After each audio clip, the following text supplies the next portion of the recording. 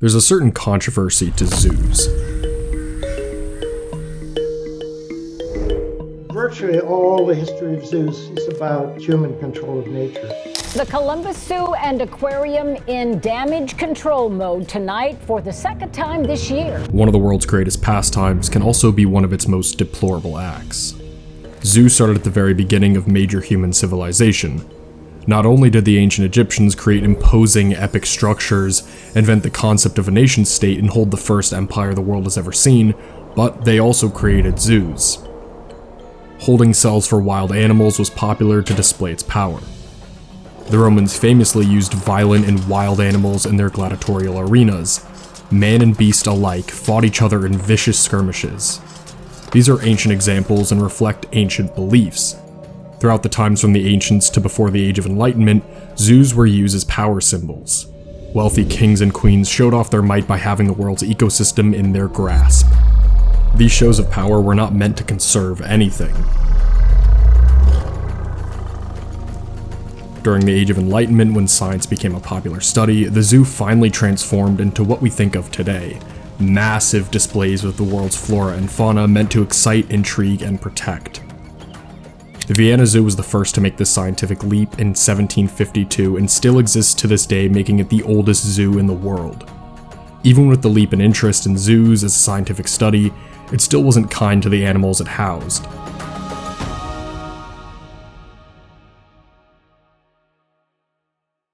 The iconic look of an old-fashioned zoo resembles the 1800s zoos that used brutal and antiquated giant metal cages to house the animals. That brings us to today, where zoos are still extremely controversial. Big names like SeaWorld have come under fire for mistreatment, and that's just one specific example that happens constantly. Conservation is a massive interest of mine, and it's part of the reason I haven't been to a zoo in years. The only one across the United States that are genuinely great are the sanctuaries, which are built for conservation more than they are as an amusement. Working with local law enforcement, we rescued these tigers from a roadside zoo in Mississippi. Don't get me wrong, these sanctuaries are incredible and still have that awesome power to inspire everyone, but they aren't the attraction we think of when we think of a zoo. So where am I going with all of this? Well, when I was a kid, I lived next to one of the coolest zoos in the country, Lion Country Safari. Lion Country Safari, or LCS as I will call it throughout the rest of this video, is a cageless zoo, touted as the first of its kind.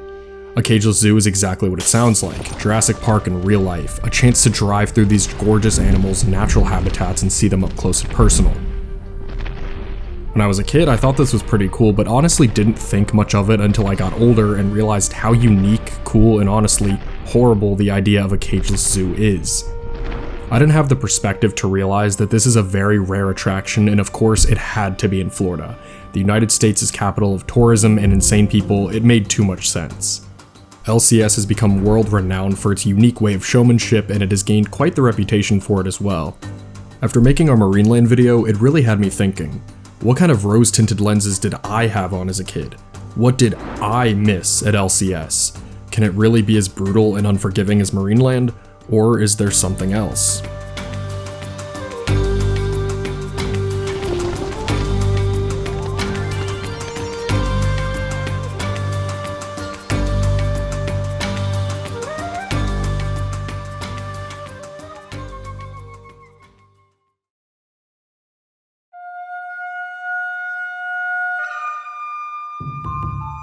In August of 1967, Lion Country Safari would open its gates for the first time, claiming it was the world's first ever cageless zoo, which was dubious at the time and still is now. The park still claims this title with no one stepping forward to dispute it. The owner, Harry Shuster, was a Lithuanian-born resident of South Africa and served on the South African Supreme Court. When he retired, he did so in Florida, and with the help of investors, he was able to open up LCS, and he spared expense. The park originally only had lions and was still the same experience it is today.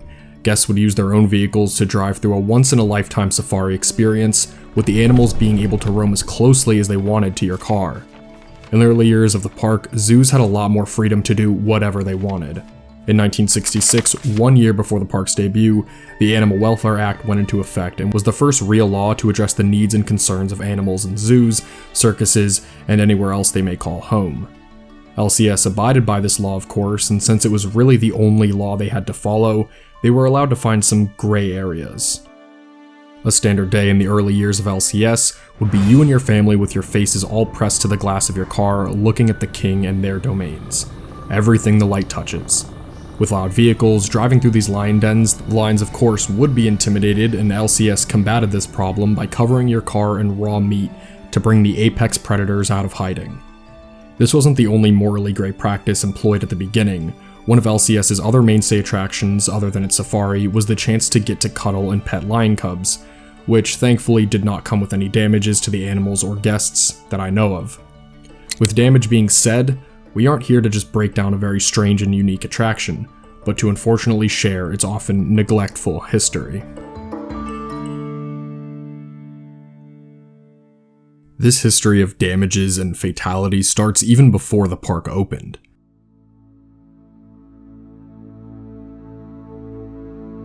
Two weeks before the grand opening, an 11-month-old female lion had fallen into a canal but was luckily found by an employee early enough so the lioness was able to be resuscitated. This is the first of many incidents that were caused by poor park planning that allowed a deep canal near the lions. Just a few months after this incident, another one occurred in November 1967.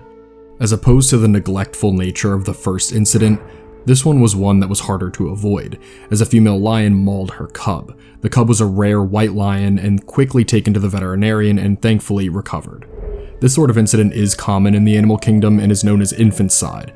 Infanticide happens to plenty of species and is common in lions, especially with mothers. Mothers will kill their cubs on occasion to increase their ability to reproduce bigger litters. There could have been steps taken to avoid this at the park, but I will admit this has little to do with what the park could have done and more animal instinct. The final incident of the 60s had a lot more showmanship than the other two did. I have something to say tonight.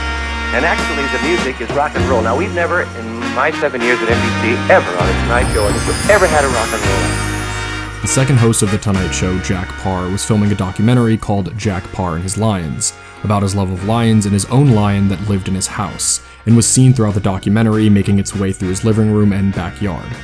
The documentary cuts to Kenya, showing 3 lions being shot as revenge for them killing a pet leopard. Paar goes to painstaking lengths to save the lions from being executed and makes a trip out to LCS to spread awareness.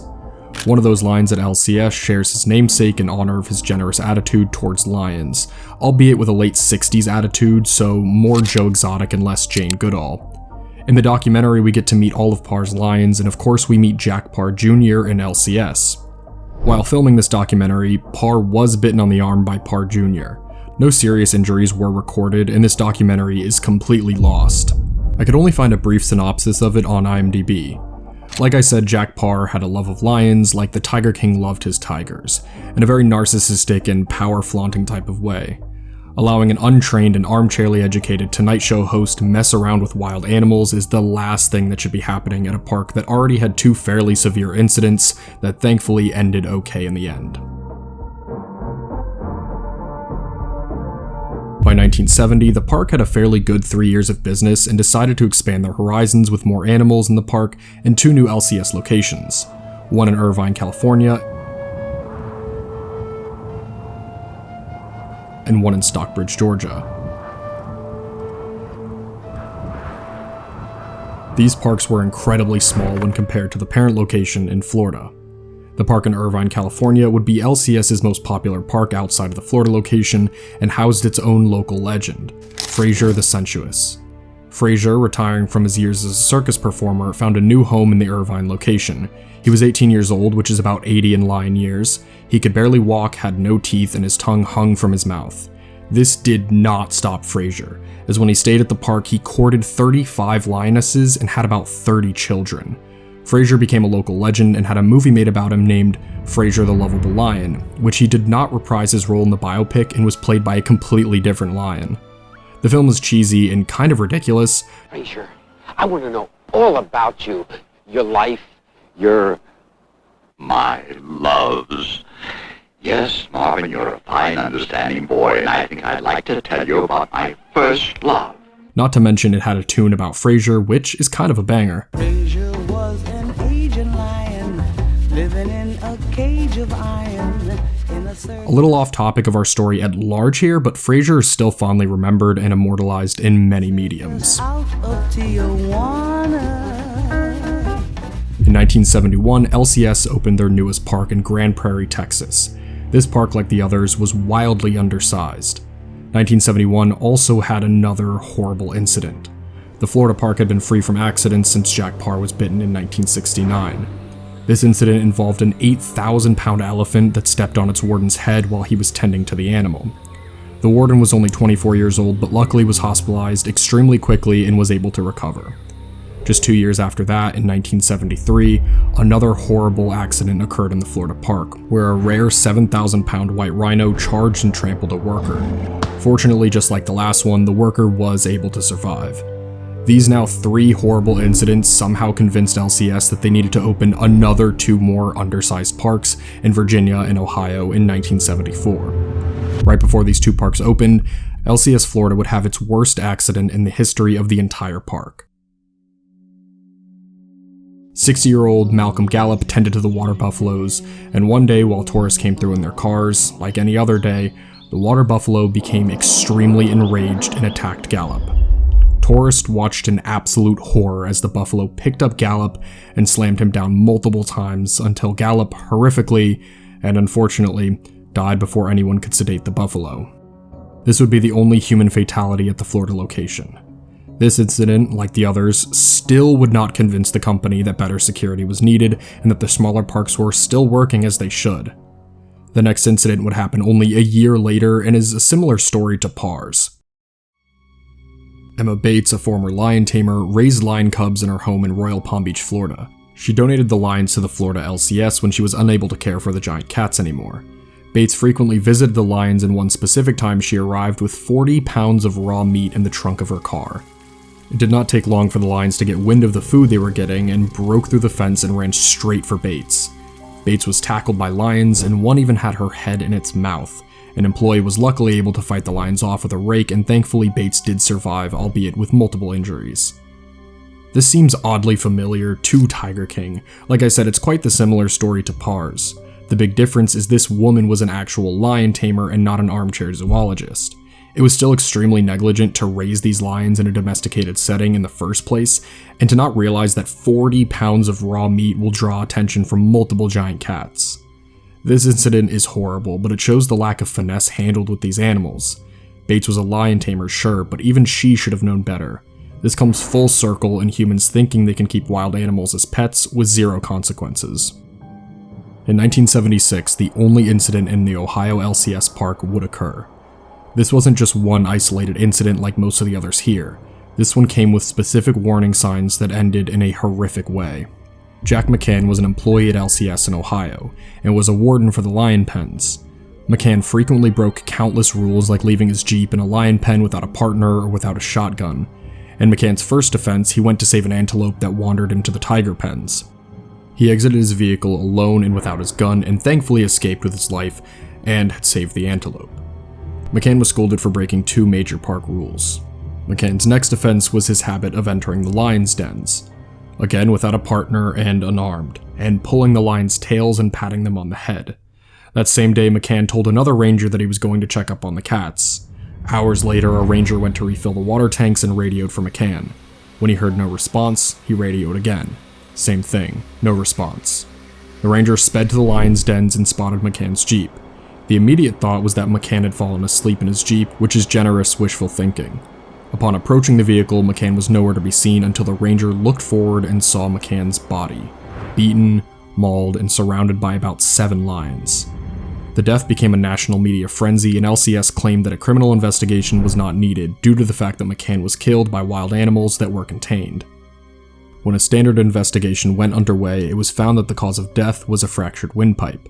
McCann was the first and only death to take place at LCS Ohio, and it's truly horrible, but could have absolutely been avoided by McCann if only the rules of the park were taken more seriously. 1977 thankfully went by without a single incident at any of the parks, but by 1978 a massive storm had hit the LCS in Texas and would devastate the location. Over the course of 2 weeks, ice storms plagued the area surrounding LCS, and this of course had horrible ramifications on the animals. Something you keep hearing me mention throughout the entire video is how, other than the Florida location, the parks were undersized and poorly designed. This was the first case that proved this. The Texas location was not designed to protect the animals from the ice storms, and unfortunately, that's what had come to the park. During these 2 weeks, 20 animals sadly died from lack of proper care. The news had received this lack of proper care story from an insider and went to investigate what had actually happened. When the local news arrived, they saw something absolutely disgusting. The zebras that had died from the ice storms were being fed to the lions and tigers.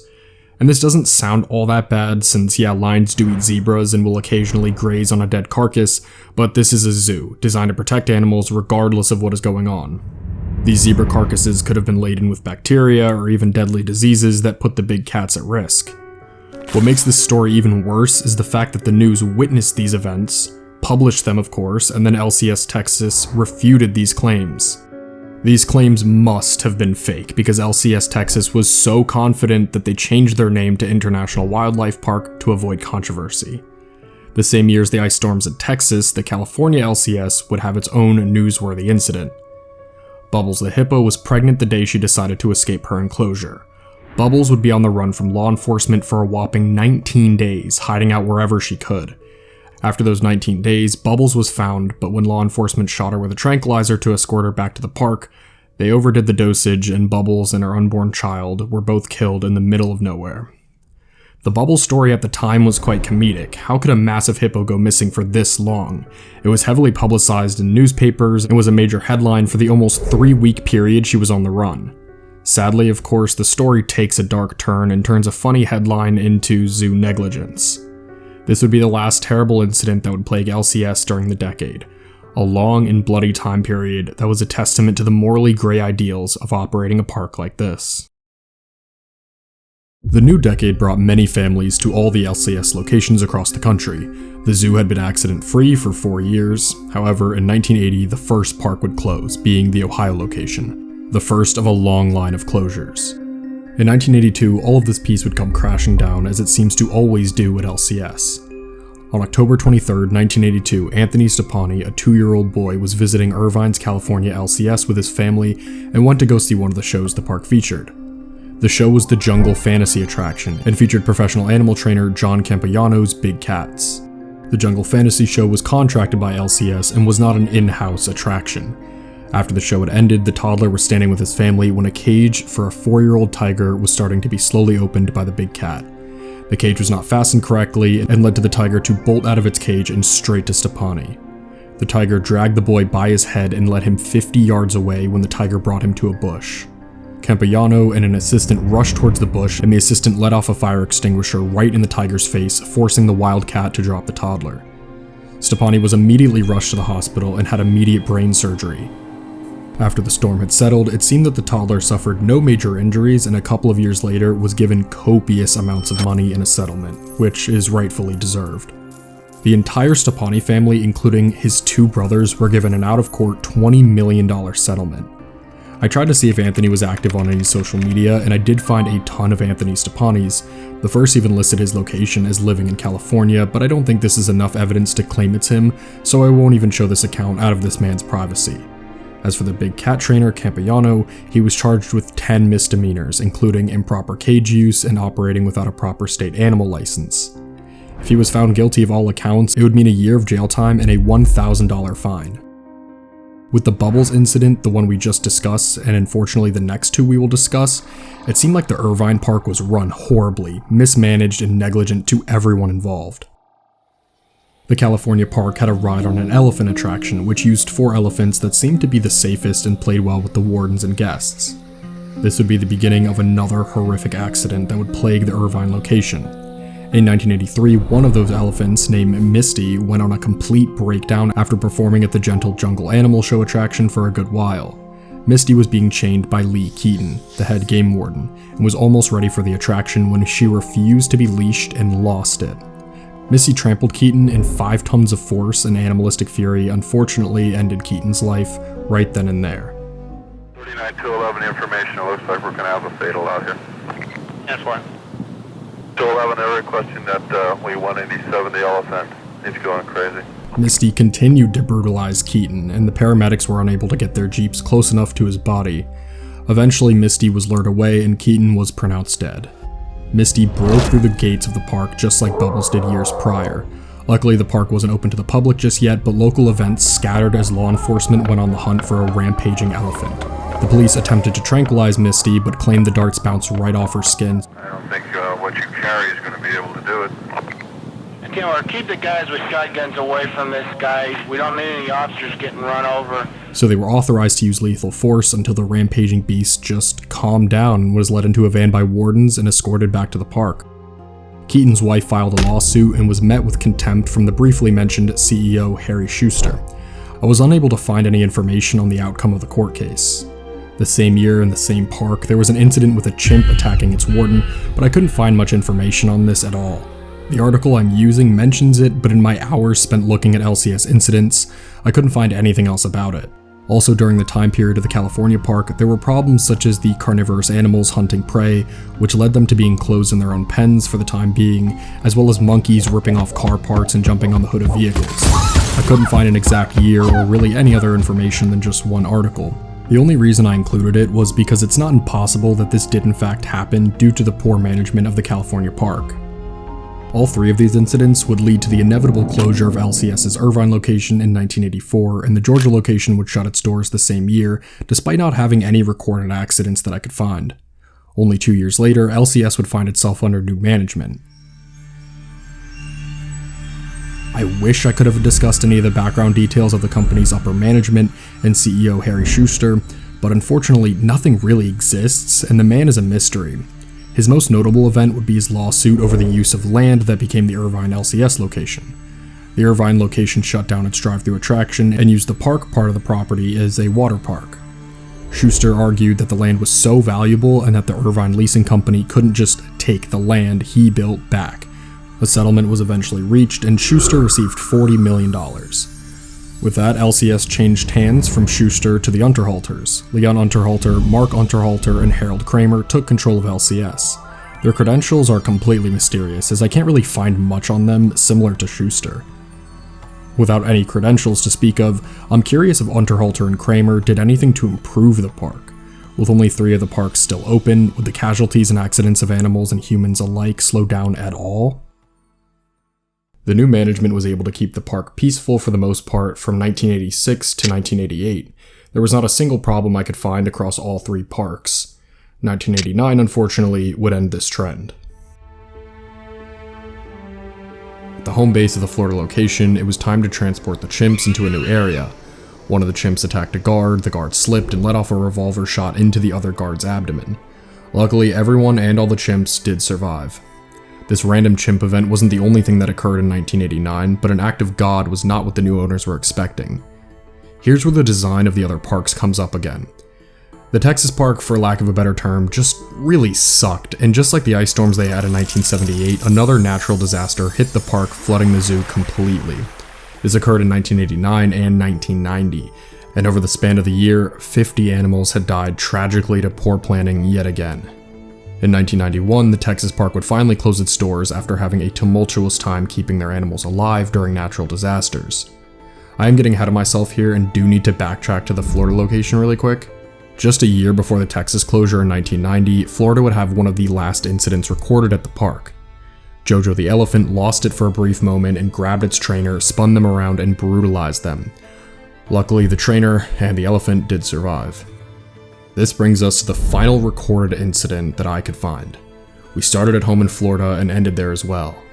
In 1993, a 400-pound lion mauled their caretaker and punctured both of the caretaker's lungs. Thankfully, the caretaker and the lion both survived.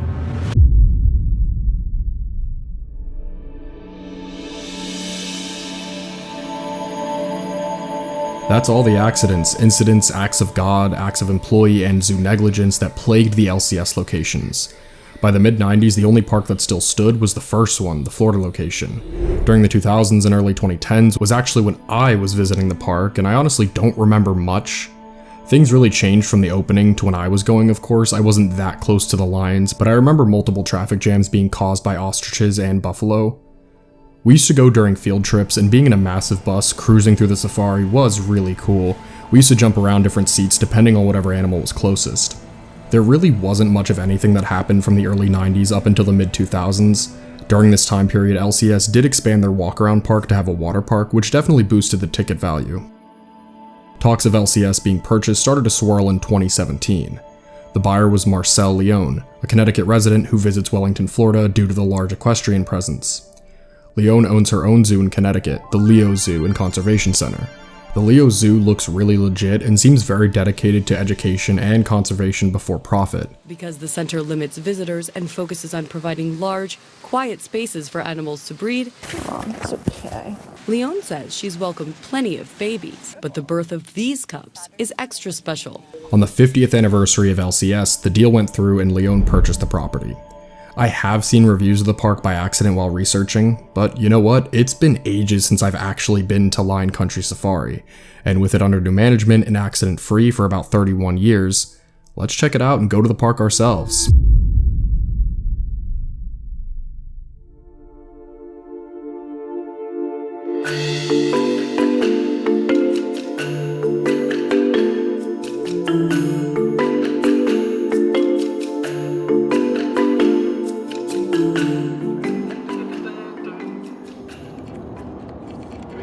We pulled up to the park at around 10:30 on a beautiful day. Recently we were having a horrible time with floods and rain in our area, but thankfully the YouTube gods cleaned the skies and we were able to get a great tour of the safari. The safari itself and concept has not changed much since the inception of the park. You enter through these metal gates right after purchasing your ticket and boom, you're transported into an African safari. The drive-thru is quite mesmerizing. The gimmick of having animals this close to your car is still so breathtaking. Pretty early on, we were stopped behind a car that was being pecked at by an emu, which is a wild sentence. The biggest change since the beginning of the park was the lions. The lions have been caged for years, and you drive pretty close to it, so the experience isn't really ruined. The lions were not that interested in a bunch of hairless monkeys in a metal machine and really paid no attention to us, but yeah, they were lions, and lions are cool. The safari had multiple little areas, all with names like Gur Forest and Serengeti Plains that did set the mood before you drove through a new area of the safari. One of the coolest things about the safari is that you are able to stop at any point and pull off on the side of a pretty wide paved area, so you can take your time and really gaze upon these animals. You can stop here for a second, maybe. The safari itself was around 50 minutes, taking into account the times we stopped ourselves or were caught up in traffic behind an emu. LCS isn't just the safari itself either, as I've mentioned before. It has an entire walk-around park called Safari World Adventure Park.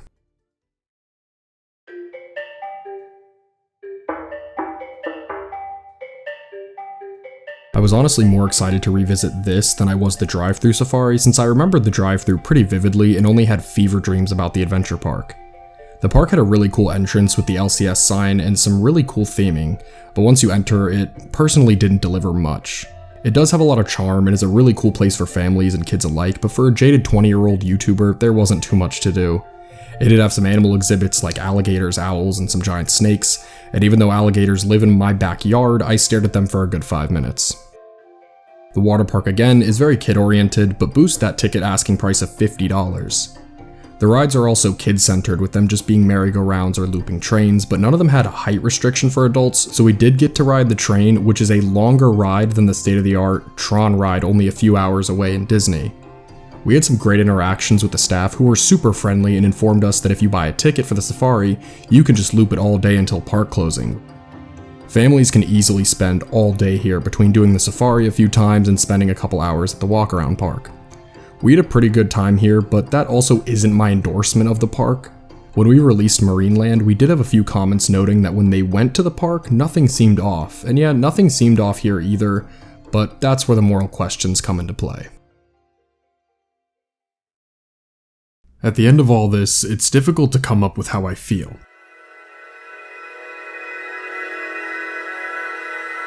On one hand, visiting the park was a lot of fun, and the safari itself is a very unique and fun attraction that brings me some sort of Floridian pride that we do still manage to have such a strange park up and running. With a couple of days separating me from writing this and visiting the park, the magic wore off completely. Like I said, it is a unique attraction that I went to with Jiff and some friends, which can make anything fun. However, this park baffles me in multiple facets. Cut and dry, I think this park is a bad idea, and its existence even now is a scary thought. Yes, we did go through evidence and the park has been clean for over 30 years, but that does not prove its right to exist either. At the very beginning of the video, I mentioned how important wildlife conservation is to me. I've not been to a standard zoo since I was a kid because I actively refuse to go to them. In my opinion, zoos should not exist in the standard that they do exist, and I think LCS is on the top of my list for pure hatred. I wanted to keep the documentary style of this video intact and only briefly let my hatred for zoos in general shine through, but here's where I want to fully express it. Lion Country Safari is a horrible idea. It proved since its inception that it's inherently flawed, and it led to countless human and animal deaths and injuries. It never was and still isn't a good idea. Going back to the comparison to Jurassic Park, granted the main idea is different, Jurassic Park dealing with genetic morality and this with animal rights. The entire theme of Jurassic Park is that the park can never work. It will never be fully functional without a few deaths every couple of years. LCS only skirts by on the baffling fact that the uniqueness of the park is completely bloodless. When thinking of a cageless zoo that you drive through, the first thought I think is it's only a matter of time before a rhino or a lion or elephant just rips you out of your car and gores you.